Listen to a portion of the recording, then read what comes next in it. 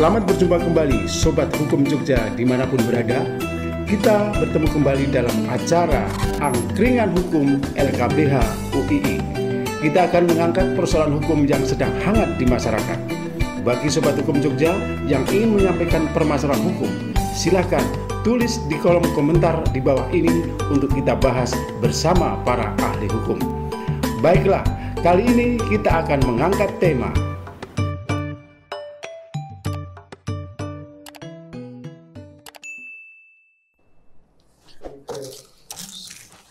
itu ditata kamu. Udah, itu Pak. lamunya. Udah, semua sudah aman. Tinggal nunggu aja Pak ini. Mudah-mudahan hari ini kan hujan-hujan banyak yang ngangkring. Kalau hujan-hujan nanti esnya nggak habis Pak. Ya enggak apa-apa kalau es kan murah. Oh iya juga ya. Yang sabar ya Pak ya. Ya.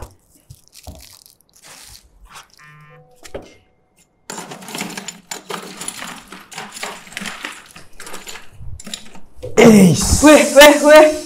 Kok langsung naik aja tuh gimana toh? Enggak apa lah. Kaki diturunin nggak sopan tau nggak? Kayak. Oh, ini pelanggan lama yang Kan udah kenal. loh, sebentar. Bentar, kamu mau minum apa? ST, Pak. Tapi sebentar ya. Iya, iya. Nanti setelah saya ngomong, ini kamu boleh beli. Kamu itu kan pelanggan tetap, tapi jangan kayak gitu. Coba kakinya diturunin. Kan nggak kotor Pak sepatunya Pak. Bukan masalah kotor, sopan dan tidak sopannya itu loh. Lah kemarin juga ada naik ke meja Pak. Siapa? Iya. Itu Yang Pak. itu. Yang dia nggak tahu tiba-tiba naik di meja.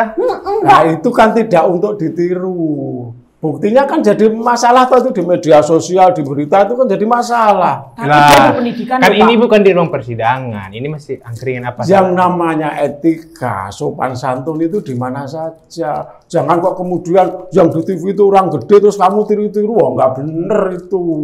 Lah dia di ini kan Iya. ruang Dia persidangan. rame banget loh itu Pak di ini. Tapi kan ramenya kan jadi masalah kan. Bukan rame bagus kan, rame masalah karena itu masalah etika.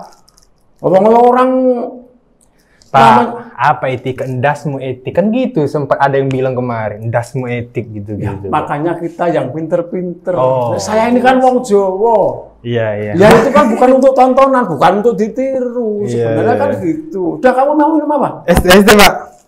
Berarti nggak boleh ya? Nggak boleh, besok lagi awas nggak tak? Iya, Jangan iya. dikasih minum kalau minta Siapa? minum nggak sopan. Siapa? Siap. Tapi itu sadar nggak tadi? Sambil di Apa? Sadar buatin nggak? minumnya. Iya sadar lah, masa nggak sadar dia? Oh yang kemarin dia nggak sadar ya? Iya. Minum apa, Mas? Minum ST Pak.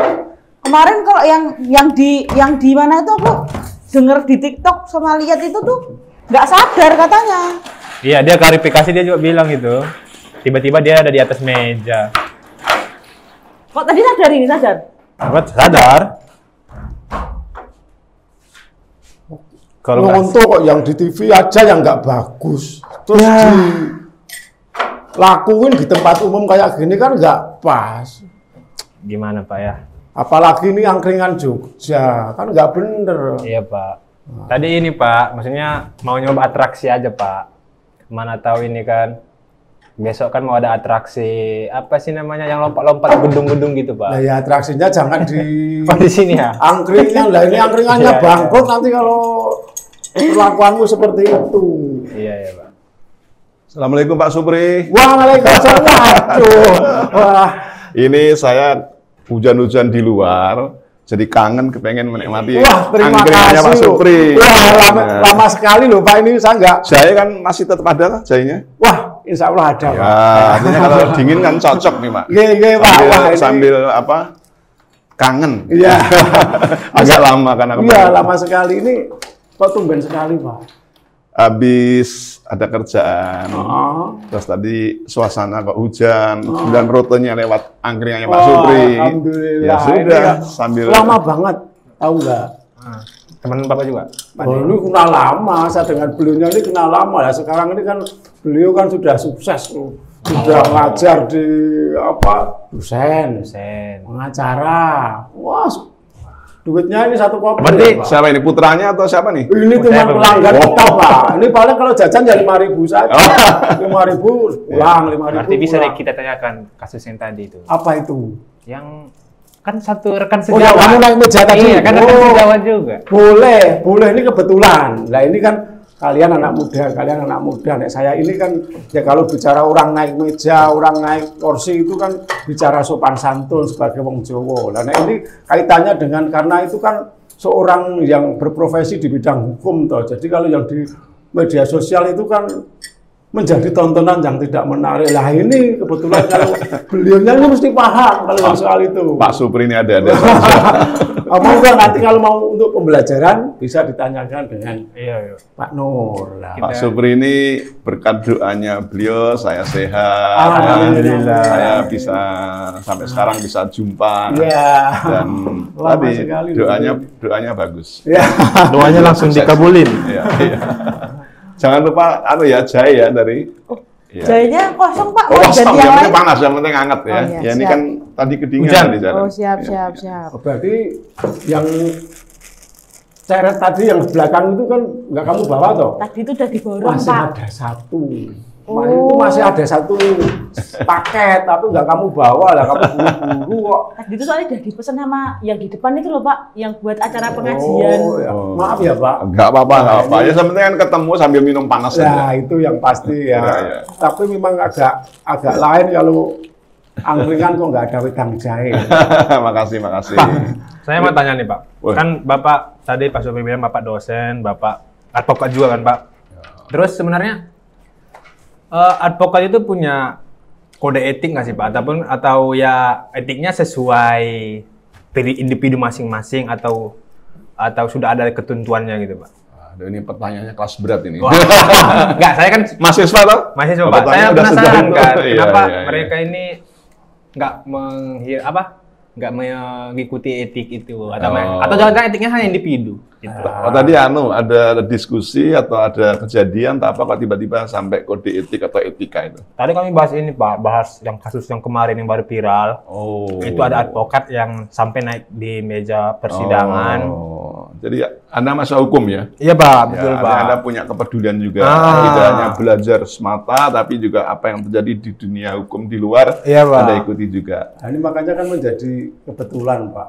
gitu. Karena ini kan kasusnya lagi di mana nggak di TV, nggak di media sosial itu kan Oke. ramai banget. Lah kok ini tadi tiba-tiba ngikut-ngikut kakinya naik ke kursi sambil Bisa. yang minta minum ini kan akhirnya malah nyambung ke sana lah. Ini mumpung ini juga dari mahasiswa Fakultas Hukum. Oke. Anak saya ini ya meskipun dengan biayanya itu ya sulit tapi masih bisa masuk ke Fakultas Hukum Pak. Nah, ini malah Alhamdulillah, ya, kebetulan. bagus. Jadi Iya, ini iya. menjadi mudah-mudahan nanti sedikit banyak nyun sewu Pak ini Ya. mungkin pertanyaan-pertanyaan nanti pertanyaan sambatan. Ya. Gitu. Jadi nyun sewu ya, ini tapi mungkin ini menjadi sedekah ilmu paling tidak bagi kami, kemudian mungkin Amin, bagi amin. pemirsa Iya, semua. iya, Nah, amin, ini amin, amin. Apa tadi kamu tanya Pak? Ini terkait dengan ini Pak, etiknya advokat itu mereka udah ada punya ketentuan atau ya etiknya tergantung individu masing-masing aja. Kan kadang moral itu kan ada yang bilang ya udah itu gimana menurut moral ya udah itu moral atau harus ada regulasinya gitu Pak. Ya, baik ya. Jadi saya coba berbagi sepanjang atau sependek pengetahuan saya karena kebetulan saya juga menjalankan profesi advokat ya dan juga ikut memberikan bagi ilmu di Fakultas Hukum UI termasuk di dalamnya adalah etika profesi hukum. Nah, jadi mungkin ini bisa bermanfaat barangkali untuk saudara sebagai generasi muda yang mungkin besok akan memilih profesi advokat. Betul, Pak. Ataupun putra Pak Supri juga yang Fakultas Iya. Hukum ya. Jadi memang etika itu memang berlaku untuk seluruh lapisan masyarakat ya. Mestinya kalau orang Timur apalagi di Indonesia itu etika itu sangat dijunjung tinggi ya. Betul. Supaya kelihatan kehidupannya itu ya harmoni, saling menghormati, menghargai, mana yang baik bisa dilakukan, mana yang tidak, itu harus bisa dipahami. Nah, kembali soal kasus di YouTube atau yang sedang viral ya, kalau ada seorang advokat yang kemudian di ruang sidang sampai naik di atas meja. Ya, itu Pak yang. Nah, ya itu yang sebetulnya sudah termasuk juga melanggar etika profesi advokat. Jadi advokat itu sebuah profesi, yang profesi itu terwadah dalam sebuah organisasi, dan organisasi advokat itu atau setiap profesi itu biasa punya kode etik masing-masing.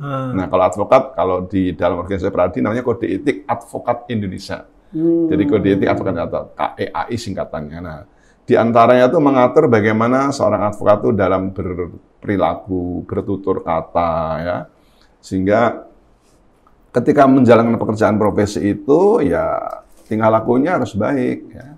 Tingkah laku baik dengan siapa? Ya, termasuk dengan kliennya, orang yang membutuhkan jasa profesi advokat.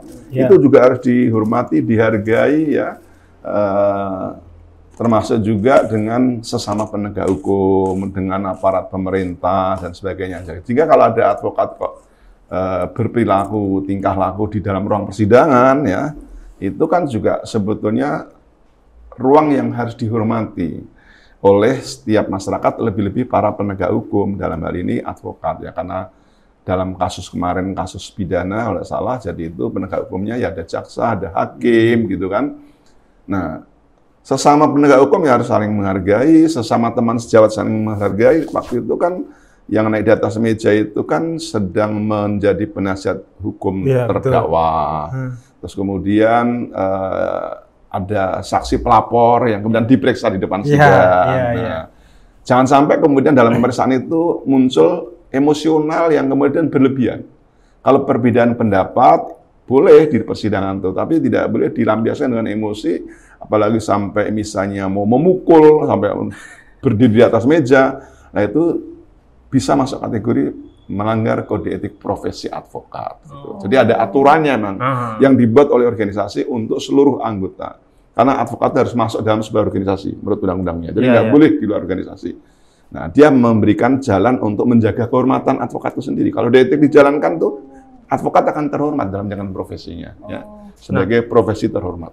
Kalau gitu ada yang boleh ngelaporin nggak sih Pak? Misalnya saya sebagai orang umum gitu yang ada dalam persidangan, ataupun kita, sebagai klien, atau sebagai klien kita melaporkan advokat itu yang bertindak apa ya, tidak senonoh ya Pak ya, berarti ya di dalam persidangan ya Pak. Baik. Jadi memang ada beberapa pihak yang bisa melaporkan profesi advokat ketika sedang menjalankan pekerjaannya. Satu, memang bisa juga yang laporan itu kliennya. Orang yang minta bantuan berikan kepercayaan dari advokat tadi, misalnya diperlakukan, ditelantarkan, kemudian diberikan keterangan yang menyesatkan, ya. Kemudian juga dibebani biaya yang tidak perlu, ya. Itu klien pertama bisa melaporkan atas advokat sebagai kuasa hukumnya. Ini yang berhubungan langsung dengan klien.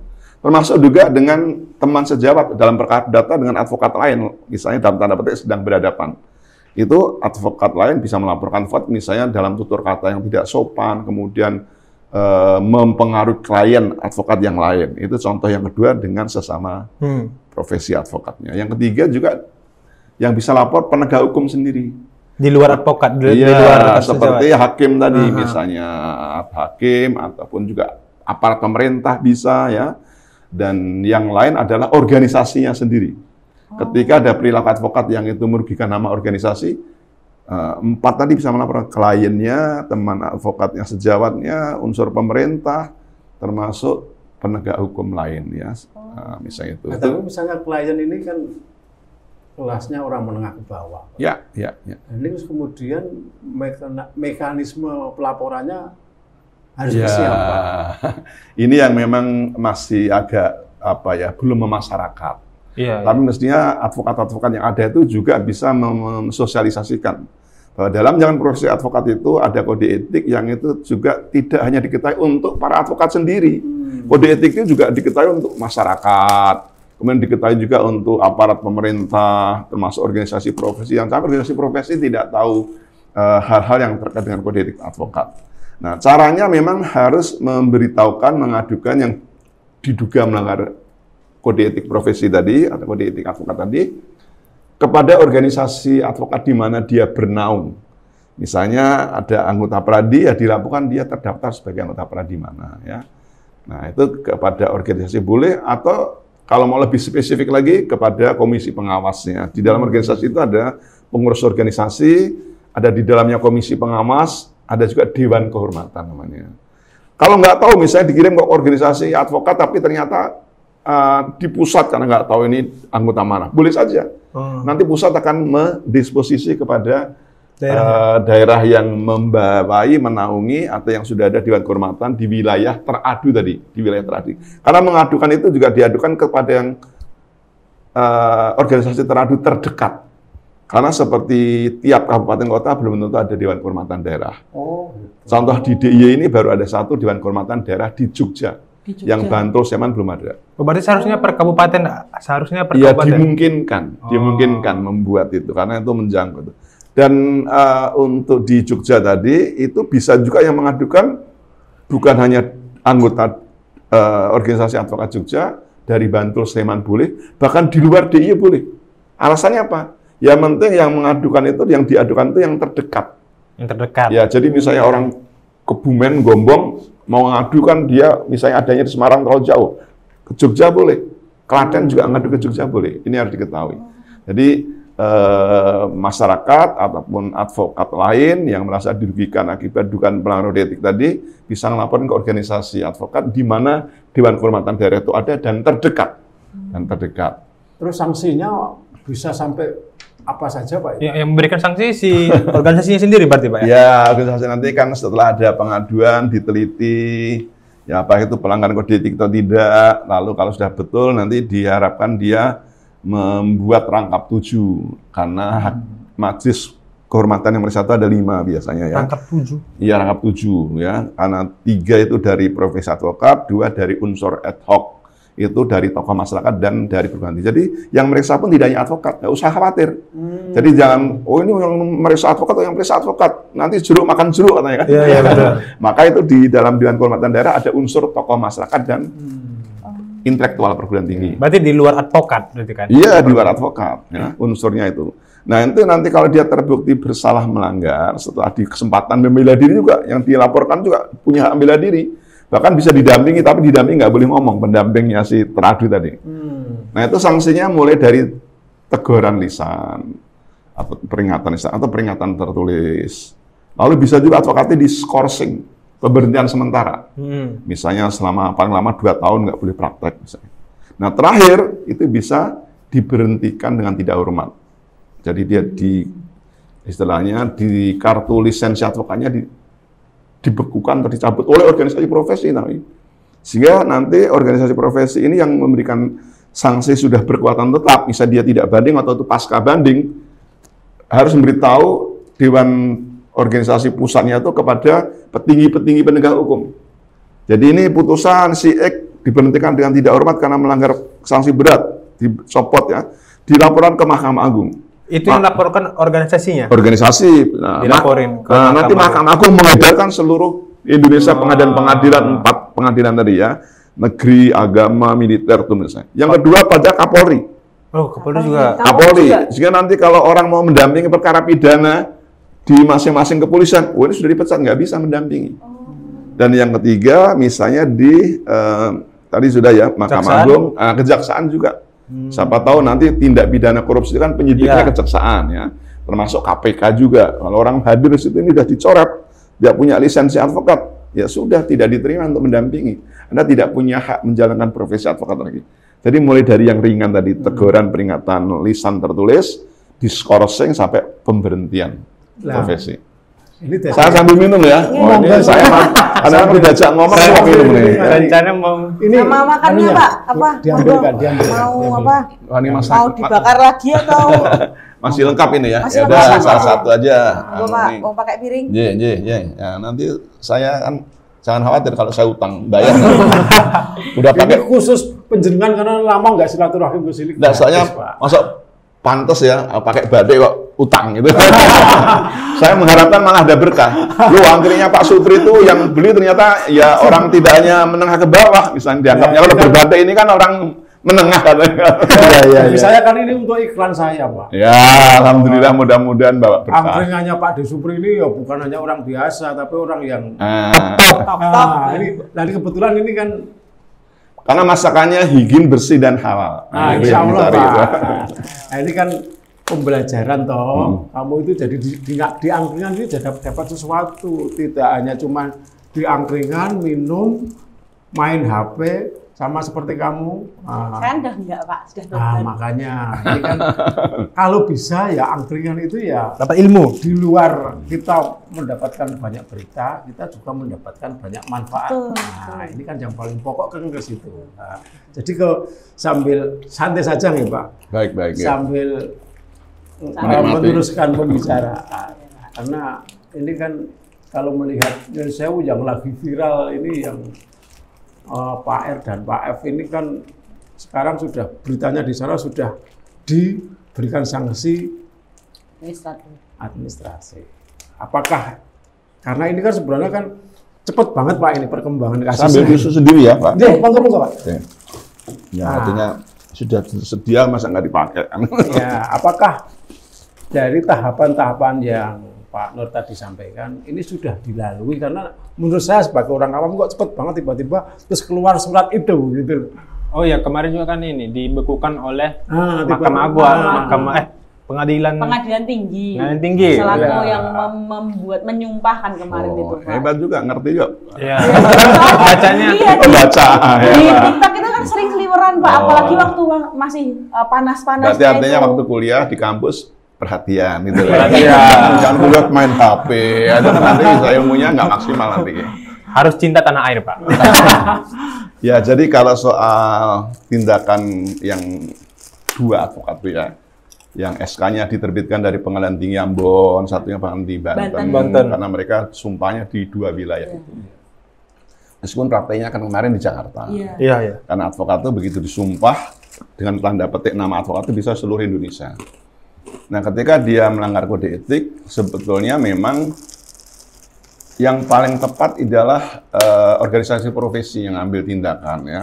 Karena itu menyangkut kalau misalnya kode etik. Tapi kalau Mahkamah Agung kemarin saya baca menyarankan atau menyuruh pengadilan setempat melaporkan dugaan tindak pidana, ya silahkan, pidana memang ranahnya penegak hukum, kepolisian ya kalau misalnya itu laporan polisi. Tapi kalau kode etik memang itu ranah advokat. Ya memang dari pasca kejadian itu, kalau kita sempat baca, memang ada yang merujuk bahwa dua orang itu, paling tidak yang satu yang pernah saya baca, yang Ambon itu pernah diperiksa oleh organisasi profesi, lalu sanksinya diberhentikan dengan tidak hormat. Nah, mekanisme tadi kalau sudah diberhentikan tadi, sebenarnya dia sudah tidak bisa praktek. Ya. Kalau mengacu pada undang-undang advokat, organisasinya itu memang tunggal. Tapi realitas sekarang organisasinya memang tidak hanya satu, lebih dari satu. Ya itu yang menjadi problem penegakan kode etik diantaranya sudah dicabut atau diberhentikan, dia bisa lari organisasi lain. Dan masalahnya organisasi lain juga Nerima gitu ya. ya welcome, ya mungkin dia cari anggota supaya banyak atau ya cara pandangnya kita nggak tahu lah. Iya, Tapi yang sudah diberhentikan itu sebenarnya secara etika profesi kalau dia sudah berkontrak tetap tadi kan sebenarnya mekanisme pemberhentian ini juga bisa berjenjang. Jadi pemeriksaan pertama di Dewan Kehormatan Daerah, kalau dia terima selesai, bisa dilaksanakan dieksekusi tadi sanksinya. Iya, iya. Jadi kalau dia banding tunggu, namanya ada Dewan Kehormatan Pusat. Berarti ada bisa kita ada upayanya lagi. Ada banding. Ada banding. Ya? Ini kalau organisasi advokat Pradi, seperti saya ada di dalamnya, organisasi pertama pasca undang advokat itu kan Pradi dan itu dulu diakui satu-satunya organisasi. Nah itu bisa banding. Nah kalau banding sudah ditolak, berarti itu sudah berkekuatan tetap. Tapi harus diketahui juga ada mekanisme pemeriksaan itu langsung ke pusat, tidak melalui daerah. Karena apakah gara-gara viral jadi bisa diperiksa pusat, Pak? Jadi itu bukan karena viral, memang norma aturan kode etik memungkinkan. Jadi kedua belah pihak itu menyepakati untuk diperiksa langsung ke pusat sebagai pemeriksaan pertama dan terakhir. Berarti nggak ada banding nanti tuh. Ya, itu namanya prorogasi. Pemeriksaan prorogasi itu dua belah pihak menyetujui diperiksa di tingkat pusat supaya tidak lama. Nah, itu kehendak dua belah pihak. Lalu Dewan Kehormatan Daerah membuat rekomendasi pengantar ini yang minta diperiksa di pusat.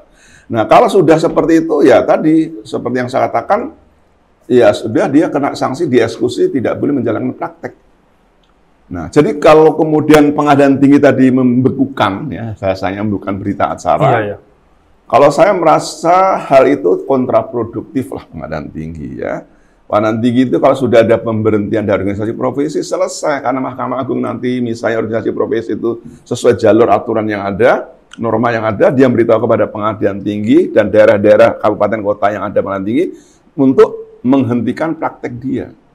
Jadi kalau pembukaan ini sebagai seolah-olah tindak lanjut dari sanksi kode etik, menurut saya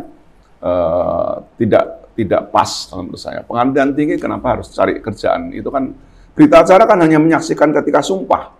Ketika organisasi yang memberikan kartu pengenal anggota sebagai dia untuk bisa praktek, kalau sudah kartu anggotanya seolah dicabut karena dibekukan, tanpa pembukaan berita acara pun sudah selesai.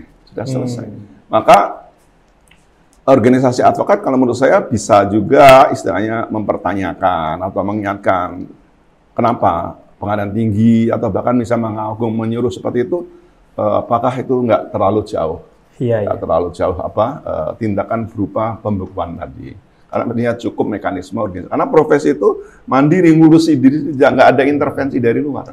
Itu kalau untuk mahasiswa begini itu nanti dipelajari di bangku kuliah dan itu perlu jadi pegangan ketika melihat ada dugaan pelanggaran kode etik profesi.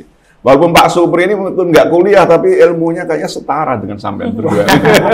Cuman suka lihat HP kayak itu belajar yang paling efektif. Jadi kita memang di sini sambil melakukan edukasi pendidikan ya. Jadi tidak hanya membawa berkah dagangan, tapi juga ada ilmu yang mungkin manfaat bisa jadi amal kebajikan gitu. Sudah jelas kira-kira? Oh, ini ada yang mau di mumpung. ini kuliah gratis. Nah, ini kuliah gratis ya. Bapakmu ini buka ini kan memang ya nongkrong, ngobrol, dapat ilmu, dapat manfaat. Terus Bapak itu seperti itu, bukan dengan itu. Makanya sekarang kamu berhubung ini ada ahlinya, kamu sekalian. Nah, ini nanya, ini kan nanti kamu sudah punya satu langkah lebih maju dari teman-teman kuliahmu. Nah, karena kamu sudah, apalagi besok kamu mau jadi pengacara atau advokat. Ini paling tidak ini calon-calon advokat kondang DIY. Amin. Doakan ya. Kamu dari mana? Kok bilang ini kondang DIY, kamu apa bukan DIY? Dari saya kondang Sumut aja, Pak. Waduh, luar biasa. Sumatera Utara jauh-jauh ke Jogja. Advokat itu yang paling kondang dari Sumatera Utara kebanyakan. Termasuk yang melanggar kode etik kemarin. Nasution kan? Tapi dia tidak akan mengikuti hal seperti itu. Tapi sayangnya 6 tahun di sini, Pak. Oh gitu. Bahasa Jawanya ini belum biasa. Tapi kan jadi saya kalau logatnya sudah lah. Yo, ini mumpung Pak Nur masih lengah di sini. Ya saya santai aja, udah selesai pekerjaan ya sambil menghangatkan badan. Pak ini Pak kan seperti tadi Bapak bilang, kita kan organisasi advokat kita kan terlalu banyak ini. Ya. Nah, terus idealnya Pak, yang menurut Bapak ya, idealnya itu memang kita itu suatu di Indonesia ya, harus memang hanya satu toh Pak. Ya kalau kita berpegang pertama secara normatif, regulasi kita, hukum positif kita, undang-undang advokat hanya mengamanatkan wadahnya tunggal. Ya, tapi kalaupun nanti perkembangan selanjutnya ada perubahan undang-undang, dimungkinkan juga di negara lain pun juga bisa. Advokat itu punya wadah lebih dari satu misalnya. Jadi namanya bukan single bar tapi multi bar. Nah, tapi kalau misalnya advokat itu organisasinya lebih dari satu, mestinya ada standarisasi yang sama. Misalnya organisasi advokat itu ABC, kode etiknya mestinya sama. Jangan beda-beda. Kalau melanggar kode etik A ya sama melanggar kode etik B sama melanggar kode etik C. Jadi kalaupun pindah dia sudah melanggar dan diberi sanksi sesuai dengan organisasi A misalnya. Nah, memang jalan keluar lainnya kalau organisasi banyak itu mungkin apakah ada dewan ya, dewan kehormatan yang memang itu menaungi organisasi yang misalnya multibar tadi lebih dari satu ya. Jadi memang kalau sisi efektivitasnya memang satu itu lebih efektif karena pengawasannya lebih mudah, standarisasinya lebih mudah ya. Dan kalau sekarang memang kalau saya bilang ya memprihatinkan karena mendirikan organisasi advokat ini nampaknya belum ada regulasinya. mungkin 15-20 orang mendeklarasikan wadah organisasi advokat baru, seolah dimungkinkan. Padahal kalau dulu organisasi advokat ketika zamannya sebelum Peradi, Ikadin, mau mendirikan cabang saja, cabang itu di tingkat kabupaten. Kalau anggotanya kurang dari 25 itu nggak bisa. Misalnya harus lebih 25. Bahkan ada 3 kabupaten dulu misalnya satu wadah. Gunung Kidul, Bantul, Kulon Progo, itu satu wadah organisasi karena untuk mencapai kuota anggota. Iya. Termasuk di notaris profesi lain itu juga ada namanya dulu ini apa? Singkatannya itu agak lucu. Kates Gundul apa gitu. Jadi itu karena Wates, Gunung Kidul dan Bantul. Itu karena itu ada regulasinya. Jadi kalau advokat sekarang ini kan tidak ada regulasinya. Jadi fenomena ini membuat penurunan kualitas. Karena kadang-kadang ada yang berlomba-lomba kompetisi untuk memperbanyak anggota di organisasi yang ada. Di samping memang norma pembentukannya tuh belum ada. Jadi itu ya kenapa? Karena itu ada pembiaran dari khususnya memang tidak hanya pembiaran saja, bahkan ada regulasi yang memudahkan membenarkan oleh Mahkamah Agung. Jadi kalau untuk sumpah itu tidak perlu dilihat dari organisasi mana dalam satu organisasi, tapi organisasi yang menyatakan diri sebagai advokat, organisator kemudian melakukan pendidikan entah kayak apa kualitasnya, magangnya, kemudian ujiannya juga kayak apa, itu lalu bisa disumpah oleh pengadilan tinggi atas dasar kebijakan Mahkamah Agung, tapi itu pembangkangan terhadap undang-undang advokat. Karena undang advokat tidak bisa organisasi advokat itu lebih dari satu. Untuk masih satu, kenapa ini beda organisasi berarti kan lebih dari satu? Kok itu dimungkinkan? Ini menurut saya juga sesuatu yang memprihatinkan ya. Tapi itu bisa juga kan Pak, karena banyaknya organisasi advokat sekarang, makanya meskipun sudah disanksi, yang Bapak ceritakan tadi, udah sampai dewan kehormatan lah, dibekukan, ya ujung-ujungnya mereka nyari organisasi lain dan Mahkamah Agung nggak menolak kan Pak mereka berpraktik lagi, misalnya kalau mereka udah masuk organisasi lain gitu. Ya itu kembali kepada pengawasan dan mekanisme organisasi advokat sendiri. Kalau saya tahu kan itu di antara yang dibekukan itu kan organisasinya Kongres Advokat Indonesia, artinya organisasi yang bukan saat pasca Undang-Undang Advokat lahir itu Peradi. Ya silakan artinya itu diakui. Tapi kemudian kalau begitu kena sanksi, mestinya juga dilaporkan ke Mahkamah Agung oleh organisasi profesi yang bersangkutan tadi, terus diberitahukan kepada jajaran di bawahnya, sehingga itu tidak bisa praktek. Kalaupun dia pindah organisasi, ya itu tadi mestinya karena organisasinya itu bukan tunggal, dimungkin dan organisasi pun kalau dia tahu sudah melakukan kok diterima, ya itu juga organisasinya dalam tanda petik bisa tempat perlindungan. Orang yang melanggar seolah itu lari ke sana untuk dilindungi supaya jadi anggota dan maunya meneruskan profesi lagi lah. Kalau gitu makna kode etik advokat bagi profesi advokat tadi di masyarakat menjadi dipertanyakan. Karena udah melanggar kode etik kok dia masih bisa praktek. Dan mestinya tadi ya Mahkamah Agung, kepolisian, kejaksaan ya itu termasuk institusi tadi sudah konsisten. Kalau itu orang melanggar kode etik ya harus dihargai. Ini kan otoritas kompetensi otonomi organisasi profesi harus dihormati gitu. Berarti kalau yang sanksinya yang sekarang itu Pak yang viral di internet itu sanksinya udah pas Pak menurut Bapak, kayak katanya mau dibekukan seperti ini, terus bukan katanya, bahkan pengadilan tinggi sudah mengeluarkan dua pengadilan tinggi sudah mengeluarkan, tapi ya soal tepat atau tidak itu menjadi kewenangan organisasi mereka ya, tapi yang jelas hitam di atas putih legalitasnya mereka sudah dinyatakan diberhentikan. Nah jadi mereka sudah nggak bisa praktek. Makanya kemarin datang di podcast terus bilang saya itu tidak sadar gitu. Kalau tidak sadar kan sebenarnya kalau kita di dalam persidangan itu kan nggak mungkin berada dalam persidangan nggak sadar gitu ya. Ya kalau dia orang yang di bawah pengampuan bisa aja nggak sadar ya. Artinya dewasa tapi dia nggak cakap bertindak kan istilahnya. Tapi nggak bisa diminta pertanggungjawab karena dia kan advokat tidak di bawah pengampuan ya. Terus yang kedua itu memang setelah dia kena sanksi, mestinya dia juga harus menghormati sebagai advokat yang dia.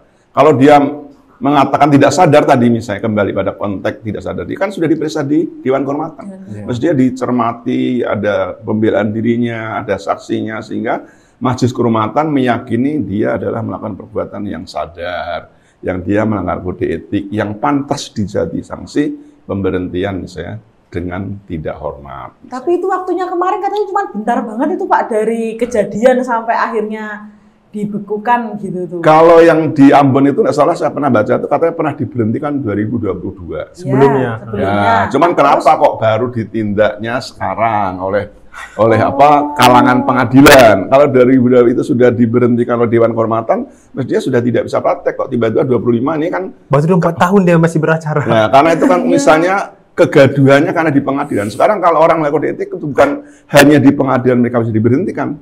Misalnya ada orang yang terima suap, misalnya atau orang melakukan perbuatan tercela lainnya, ya itu tidak perlu ada tadi mekanisme Mahkamah Agung harus mengeluarkan surat seolah-olah apa betul atau tidak pengadilan bisu yang membekukan. Itu kan seolah karena kejadian di pengadilan dapat perhatian. Tapi kalau di luar pengadilan jangan-jangan nanti nggak mau tahu. Nah, tapi kalau mekanisme organisasi profesi sudah ke Mahkamah Agung tetap harus menindaklanjuti, meneruskan kepada jajaran di bawahnya ataupun Kapolri dan Jaksa Agung begitu. Ya, soalnya seperti si R itu kan sudah ada beberapa rentetan kasus sebelumnya. Iya, banyak dia. Ya. Jadi kalau instan tadi mestinya nggak benar. Jadi itu seperti emosional. Iya. Ya, tindakan emosional, misal pembekuannya emosional, kenapa nggak dari dulu-dulu, dan itu menurut saya justru tidak memberikan edukasi yang baik sebagai lembaga yang besar, tinggi, lebih mengerti lah ya dari dunia profesi dan dunia kode etik. Tapi Pak, kalau misalnya ya, itu kan ada yang bilang juga, saya lihat baca-baca, kalau kita baik itu bukan orang di luar profesi advokat juga, kalau misalnya kita berbuat tak senonoh lah di depan pengadilan, itu ada sanksinya juga secara pidana. Itu memang itu dapat dikategorikan ini nggak Pak, si perbuatan advokat itu istilah contempt of court gitu Pak?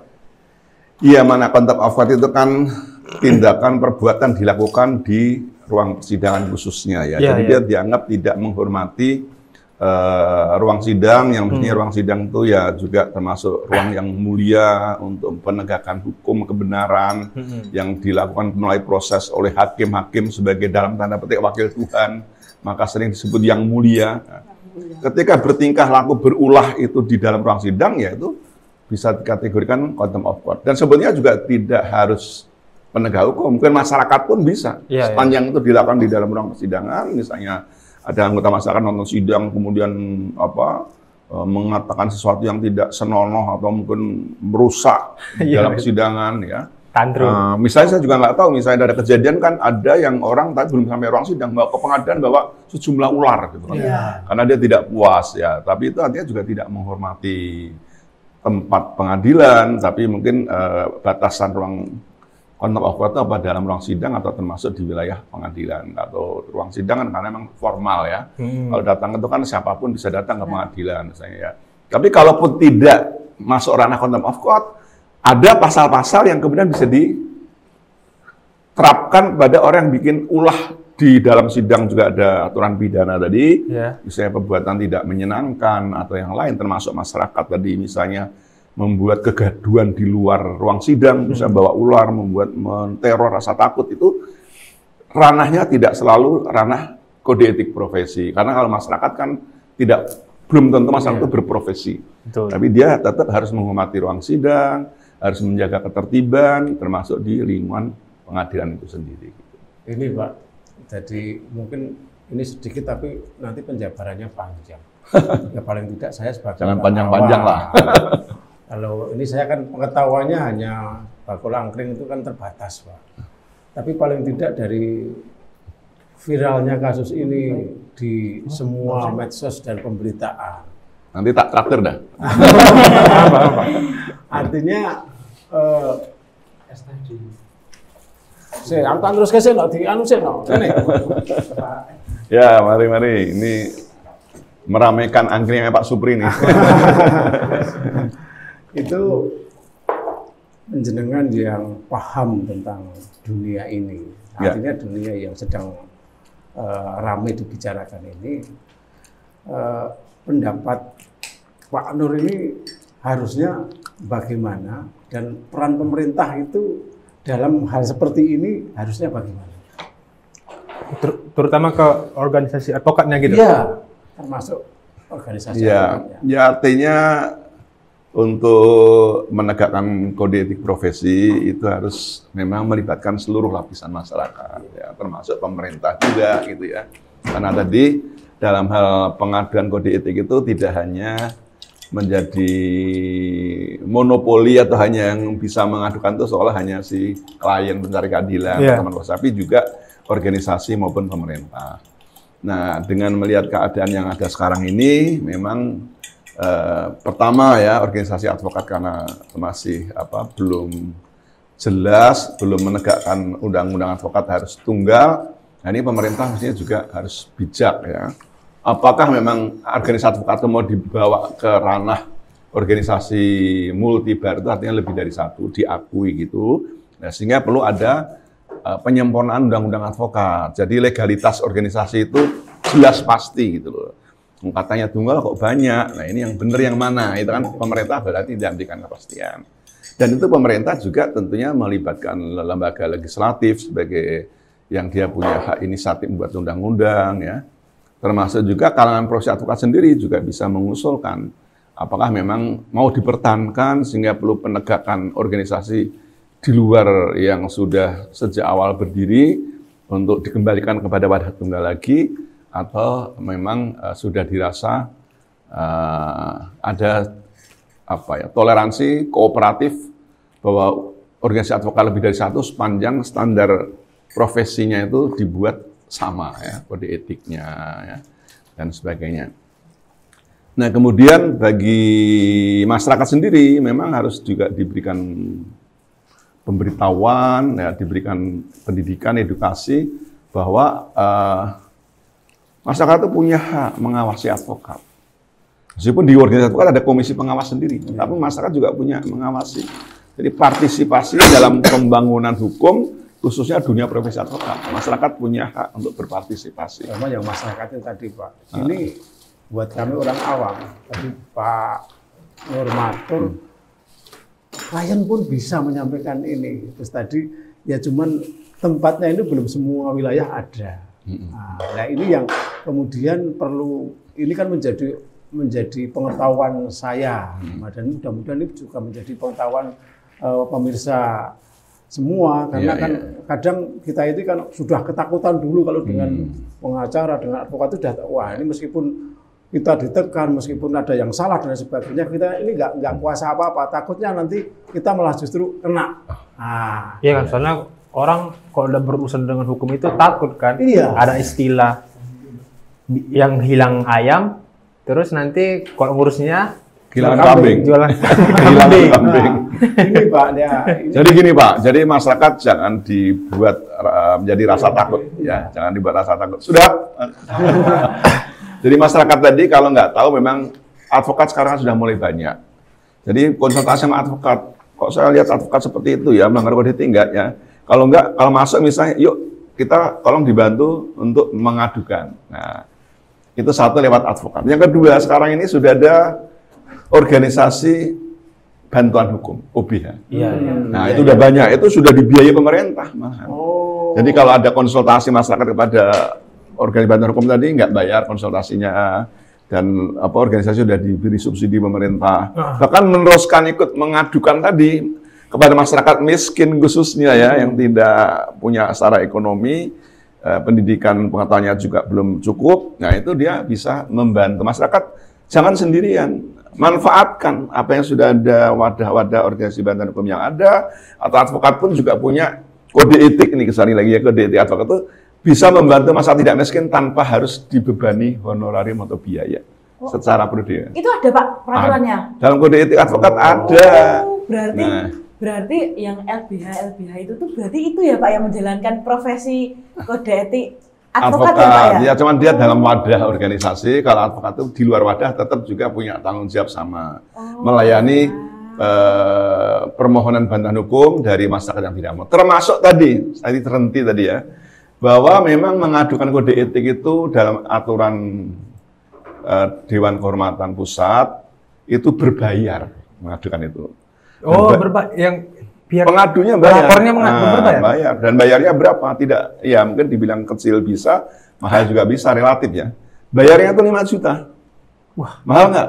mahal sih Pak. Mahal. Kalau saya mana mungkin Pak, di Bakul Angkring sudah nggak buka lagi. Tapi jangan kemudian putus asa atau pesimis. Oh, Kalau Bapak emang tidak mampu, organisasi advokat akan melayani pengaduan pelanggaran kode etik tadi dengan tanpa bayar juga. Syaratnya apa? Bapak minta surat keterangan. Kalau saya tidak mampu, ada surat keterangan tidak mampu, SKTM. Iya, iya. oh. Dari kelurahan atau Iya. apa. Seperti ya ke OBH tadi juga, Organisasi Bantuan Hukum tadi juga syaratnya. Soalnya kalau orangnya mampu, kaya masuk ke OBH ya. Nggak pas lah ya, itu kan dana itu untuk orang miskin atau istilahnya bukan miskin lah ya. Artinya belum berkecukupan. Jadi kode etik tadi walaupun ada berbayar tadi, tapi bisa melayani juga tidak berbayar seperti advokat profesional tadi. Ya, dengan syarat SKTM tadi. Surat SKTM ya. Jadi nggak usah berarti seolah tidak ada jalan, ada jalan. Ada jalan. Organisasi juga memikirkan. Artinya kalau kesehatan ada BPJS. Betul itu BPJS, OBH dan juga kuota sekolah yang mungkin juga untuk orang yang tidak berkeberuntungan jadi tidak harus bayar. Nah, di luar itu yang tentu ini mungkin sisi baiknya ya meskipun kalau dibilang advokat ini kan satu profesi yang mentereng Pak buat kami orang-orang kalangan bawah sehingga kemudian kadang kita mengesampingkan hati nurani. Nah ini kan mudah-mudahan dengan program kegiatan semacam OBH seperti ini kan orang-orang seperti saya yang Bakul Angkring ini kan bisa mengadukan kalau ada persoalan hukum karena sudah takut duluan Pak. Berapa biayanya ya kalau misalnya Hotman Paris begini-begini itu kita harus bayar. Nah ini makanya ini kan menjadi satu persoalan. Nah ini alhamdulillah sekali ini satu semester ini kuliah sama Pak Nur ini. Besok kalau mau kamu dihukum, Bapak maunya kamu juga nanti jadi advokat, jadi pengamat. Tapi yang itu juga kewajiban saya Pak Iya. sebagai advokat itu menularkan ilmu pengetahuan itu memang juga menjadi salah satu tugas advokat. Jadi advokat itu tidak seperti kayak montir HP. Ada kerusakan nih, nggak perlu tahu. Kalau perlu kita melibatkan masyarakat dalam menyelesaikan masalah supaya dia ada pengalaman. Gitu. Terakhir Pak, Ya. Kak saran Pak untuk advokat muda ke depannya agar tetap berintegritas dan profesional. Apa Pak sarannya Pak?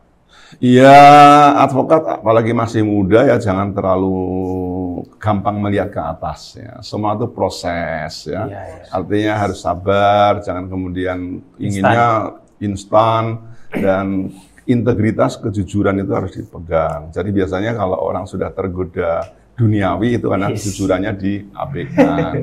Nah, jadi harus sabar, tekun ya. Rezeki itu ada yang ngatur dari atas ya.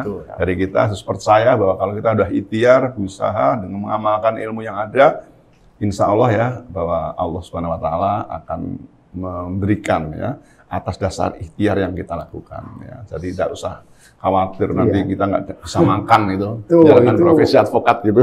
bekal kamu ini, bekal kalian juga. Nah, terima kasih Pak Nur, ini obrolannya cukup bermakna sekali. Paling tidak anak saya jadi bisa tahu pembelajaran ini lebih luas. Dan ini mudah-mudahan termasuk advokat-advokat muda yang nanti akan menjalani profesi ini nanti juga paham akan ini sehingga keadilan ini betul-betul ya ditegakkan seperti yang diharapkan oleh semua orang. Nah ini terima kasih sekali Pak Nur. Ini mudah-mudahan tidak kapok mampir di angkringan saya meskipun tidak sempat makan dan minum. Karena terlalu banyak pertanyaan dari terlalu. Nanti saya bungkus bawa pulang. Boleh. Kalau Bapak takut nanti keburu kemalaman Bapak, saya bawa pulang. Ini kan kelihatan masih ada. Kasihan nanti kalau nggak terbeli. Masih Pak. Mudah-mudahan. Baik, pemirsa, jadi ini obrolannya cukup sebenarnya masih banyak sekali yang akan kita obrolkan, tapi sangat terbatas waktunya, sehingga kita harapkan dari pemirsa ini nanti ada saran, komentar dan lain sebagainya, sehingga acara ini nanti akan terus berlangsung dengan tema-tema yang terbaru atau yang lagi viral. Nah, ini terima kasih sekali, jangan lupa nanti untuk memberikan komen, masukan, apapun itu adalah sesuatu bagi kami untuk nanti kita olah menjadi satu wujud ilmu pengetahuan dan keilmuan bagi kita semua. Jadi buat teman-teman semua jangan lupa buat follow Instagram kami, di YouTube kami di LKBH FHUII. Dan sampai jumpa di Angkringan Hukum LKBH Fakultas Hukum Universitas Islam Indonesia. Yes.